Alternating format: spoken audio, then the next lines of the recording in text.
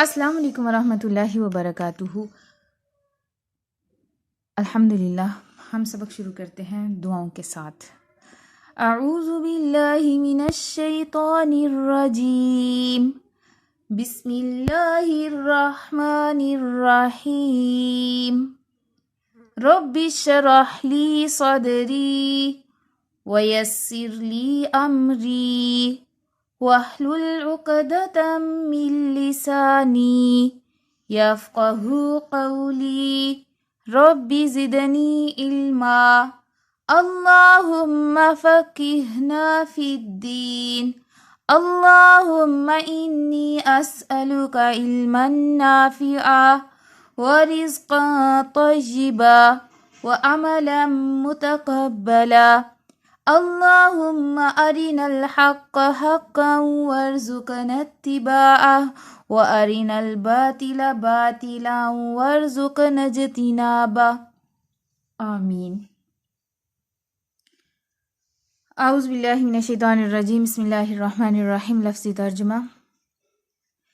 یا ایہا الذین، اے لوگو جو آمنو ایمان لائے ہو، لا تقولو نہ تم کہو، راعینا راعینا یعنی رعایت کیجئے ہماری، وقولو بلکہ کہو، انظرنا انظرنا یعنی نظر کیجئے ہماری طرف، واسمعوا اور سنا کرو، وللکافرین اور کافروں کے لیے عذاب عذاب ہے،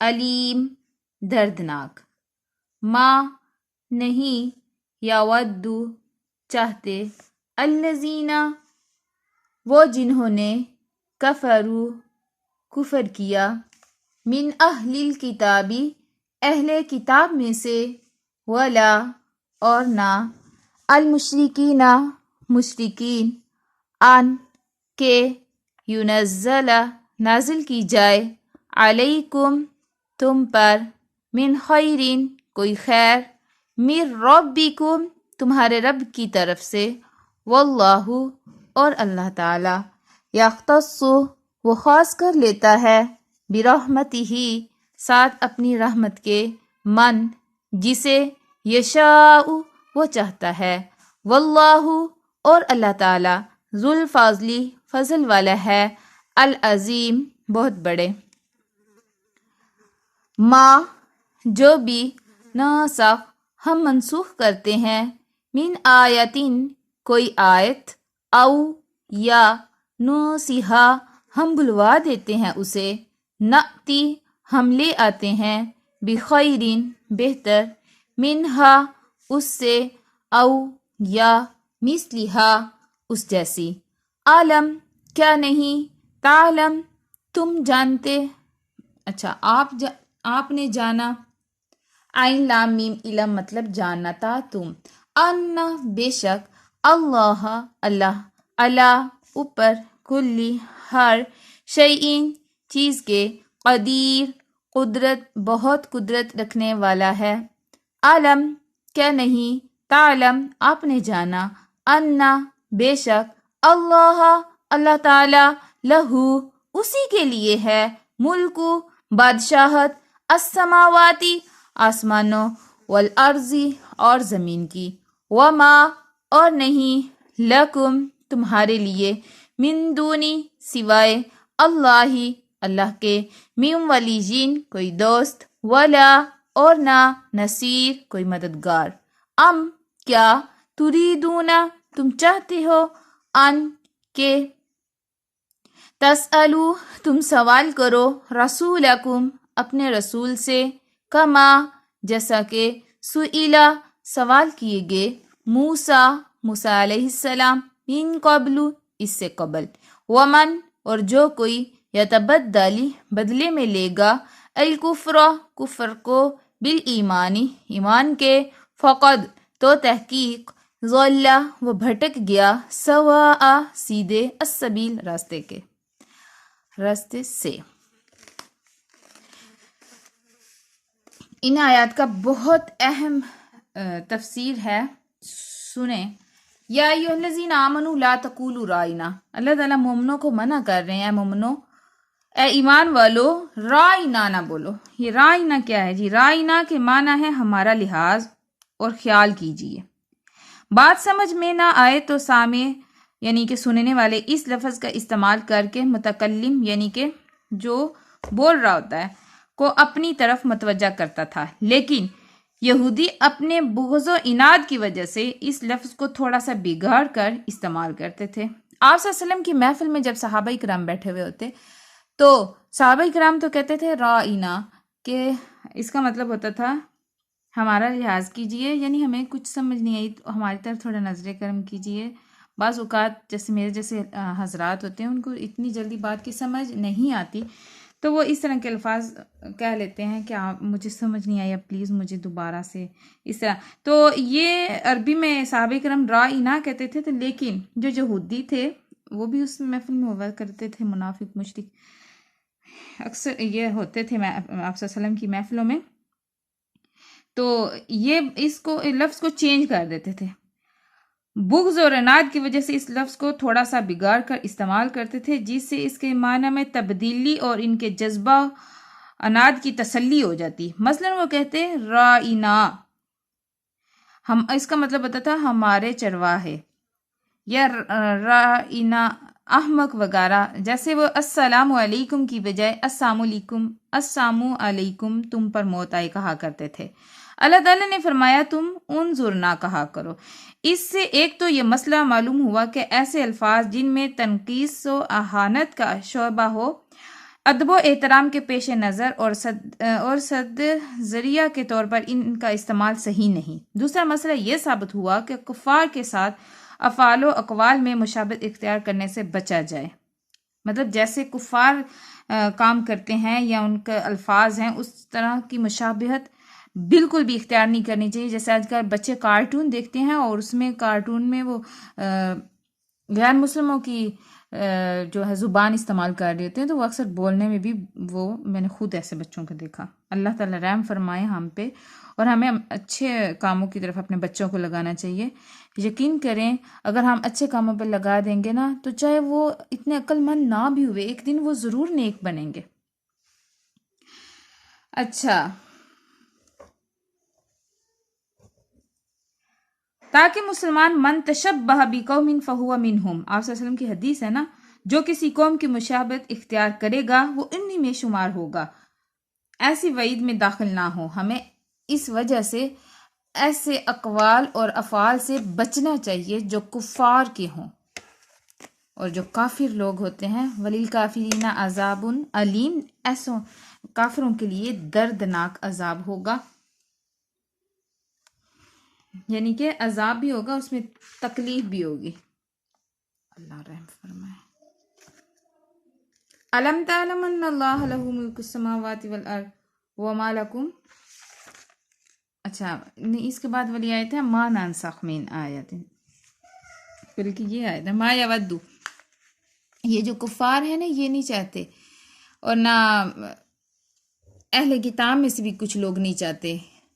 اہل کتاب کون ہے جی؟ یہود و نصارہ کو اہل کتاب کہا جاتا ہے، ان کے پاس کتاب آئی ہوئی ہے نا، تو کتاب والے یعنی یہود و نصارہ، اور نہ مشرکین، یہ سب کیا نہیں چاہتے کہ آپ صلی اللہ علیہ وسلم پہ یا مسلمانوں پہ مطلب کوئی خیر نازل ہو۔ خیر کیا ہے؟ قرآن ایک خیر ہے۔ آپ صلی اللہ علیہ وسلم پہ قرآن خیر نازل ہو رہا تھا نا، تو ان کا دل نہیں تھا، لیکن اللہ تعالیٰ واللہ یختص برحمتہ من یشاء، جس کو چاہتا ہے اپنی رحمت کے لیے خاص کر لیتے ہیں، جس کے لیے چاہے اللہ تعالیٰ قرآن کا علم عطا کر دیتے ہیں۔ آپ صلی اللہ علیہ وسلم کی حدیث ہے اللہ تعالیٰ جس کے ساتھ بھلائی کا ارادہ فرماتے ہیں اس کو قرآن کی تعلیم دے دیتے ہیں۔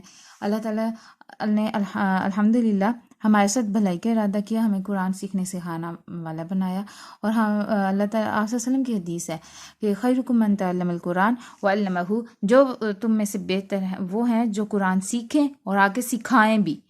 واللہ ذو الفضل العظیم، اور اللہ تعالیٰ تو بڑے ہی فضل والے ہیں الحمدللہ۔ ما ننسخ من آیۃ، ہاں جو بھی ہم منسوخ کرتے ہیں۔ اچھا منسوخ کیا ہے اس کے بارے میں سنیں، اس کے بارے میں بھی یہود کا اعتراض ہوا کرتا تھا۔ اچھا جی، نسخ کے معنی لغوی معنی تو نقل کرنے کے ہیں. لغوی کیا ہوتا ہے؟ مجھے خود ان چیزوں کا پتہ نہیں تھا، میں اس لیے آپ کو بتاتی ہوں. اگر کوئی غلطی ہو میری تو آپ وہ بھی نکال لیں اور آپ کے علم میں اضافہ بھی ہو جائے.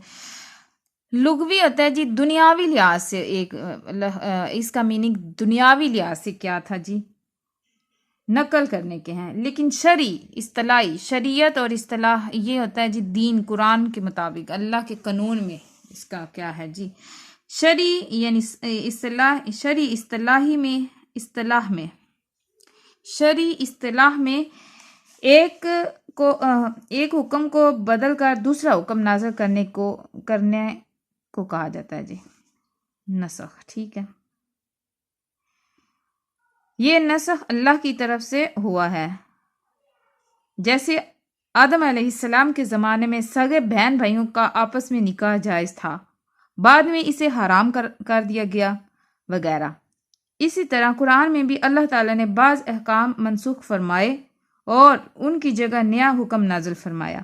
ان کی تعداد میں اختلاف ہے. شاہ ولی اللہ نے الفوز الکبیر میں ان کی تعداد صرف 5 بیان کی ہے.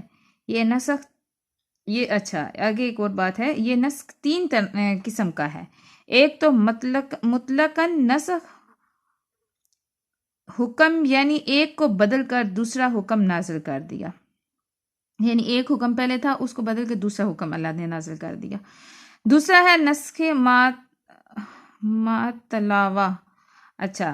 ماتلاوہ، یعنی پہلے حکم کے الفاظ قرآن مجید میں موجود رکھے گئے ہیں، ان کی تلاوت ہوتی ہے، لیکن دوسرا حکم بھی جو بعد میں نازل کیا گیا قرآن مجید میں موجود ہے، یعنی ناسخ اور منسوخ دونوں آیات موجود ہیں. اچھا نسخ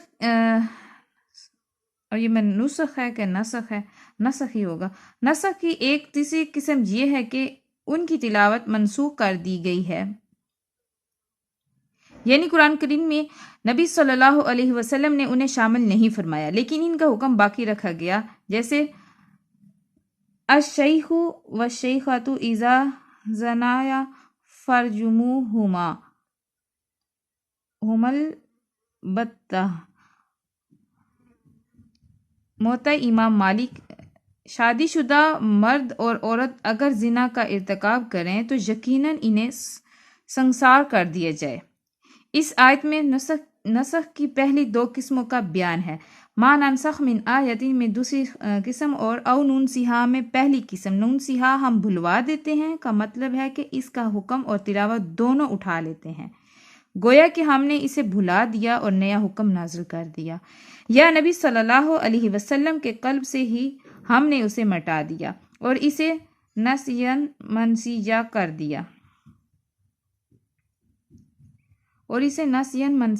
کر دیا گیا. یہودی تورات کو ناقابل نسخ قرار دیتے تھے اور قرآن پر بھی انہوں نے بعض احکام کے منسوخ ہونے کی وجہ سے اعتراض کیا. اللہ تعالیٰ نے ان کی تردید فرمائی اور کہا کہ زمین و آسمان کی بادشاہی اسی کے ہاتھ میں ہے، وہ جو مناسب سمجھے کرے. جس وقت جو حکم اس کی مصلحت و حکمت کے مطابق ہو اسے نافذ کرے اور جسے چاہے منسوخ کر دے. یہ اس کی قدرت ہی کا ایک مظاہرہ ہے. بعض قدیم گمراہوں مثلاً ابو مسلم اصفہانی معتزلی، یہ نام بہت مشکل ہوتے ہیں جو مجھے تو پڑھنے بھی بڑے مشکل لگتے ہیں، پتہ نہیں اللہ کرے میں ٹھیک ہی پڑھ رہی ہوں. اور آج کل کے بھی بعض متجددین نے یہودیوں کی طرح قرآن میں نسخ ماننے سے انکار کیا ہے، لیکن صحیح بات وہی ہے جو یہ لاسٹ والی جو ہوتا ہے نا، جو نچوڑ ہوتا ہے، میں اس پہ زیادہ پھر توجہ دے لیتی ہوں. صحیح بات وہی ہے جو مذکورہ سطروں میں بیان کی گئی ہے. سلف صالحین کا عقیدہ بھی اثبات نسخ ہی میں رہا ہے، صحیح ہے. سلف صالحین کا عقیدہ بھی یہی رہا تھا. نسخ کے بارے میں ڈھیر سارا آپ نے سن لیا، آپ کو سمجھ آ گئی ہوگی. الم تعلم ان اللہ لہ ملک السماوات والارض، کہ نہیں آپ جانتے کہ بے شک اللہ تعالیٰ ہی کے لیے ہے ساری بادشاہت آسمانوں اور زمین کی، اور اس کے سوا کوئی بھی تمہارا دوست اور مددگار نہیں. یقین کریں اللہ کے سوا کوئی واقعی میں ہمارا نہ ہی تو مددگار ہو سکتا ہے اور نہ ہی حمایتی. ام تريدون ان تسألوا رسولكم كما سئل موسى من قبل، اللہ تعالیٰ کہہ رہے ہیں کیا تم چاہتی ہو کہ تم سوال کرو اپنے رسول سے جیسے کہ سوال کیے کہ موسیٰ علیہ السلام اس سے قبل، یعنی کہ جیسے ان کی قوم نے ان سے سوال کیے، کیا تم بھی ایسے اپنے پیغمبر حضرت محمد صلی اللہ علیہ وسلم سے سوال کرنا چاہتے ہو؟ مسلمانوں صحابہ رضی اللہ عنہم کو تنبیہ کی جا رہی ہے کہ تم یہودیوں کی طرح اپنے پیغمبر صلی اللہ علیہ وسلم سے از راہ سرکشی غیر ضروری سوالات مت کیا کرو، اس میں اندیشہ کفر ہے۔ وَمَن يَتَبَدَّلِ الْكُفْرَ بِالْإِيمَانِ فَقَدْ ضَلَّ سَوَاءَ السَّبِيلِ، اور جو کہ بدلے میں لے گا کفر کو، یعنی ایمان کو چھوڑ کے کفر لے لے، تو ایسا انسان بھٹک گیا سیدھے رستے سے۔ الحمدللہ آپ کو سمجھ آ گئی ہوگی، اب تلاوت کر لیتے ہیں، مجھے لگتا ہے تھوڑا زیادہ ٹائم ہو گیا ہے کافی۔ اعوذ باللہ من الشیطان الرجیم، بسم اللہ الرحمن الرحیم، یا ایہا الذین آمنوا لا تقولوا رائنا وقولوا انظرنا واسمعوا وللکافرین عذاب علیم۔ ما يود الذين كفروا من أهل الكتاب ولا المشركين أن ينزل عليكم من خير من ربكم والله يختص برحمته من يشاء والله ذو الفضل العظيم۔ ما ناسخ من آية أو ننسها نأت بخير منها أو مثلها ألم تعلم أن الله على كل شيء قدير ألم تعلم أن الله له ملك السماوات والأرض وما لكم من دون الله من ولي ولا نصير أم تريدون أن تسألوا رسولكم كما سئل موسى من قبل ومن يتبدل الكفر بالإيمان فقد ضل سواء السبيل۔ صدق اللہ العظیم۔ چھٹی کی دعا، سبحانک اللہم و بحمدک اشہد ان لا الہ الا انت استغفرک و اتوب الیک۔ الحمدللہ رب العالمین، الحمدللہ رب العالمین۔ السلام علیکم ورحمۃ اللہ وبرکاتہ۔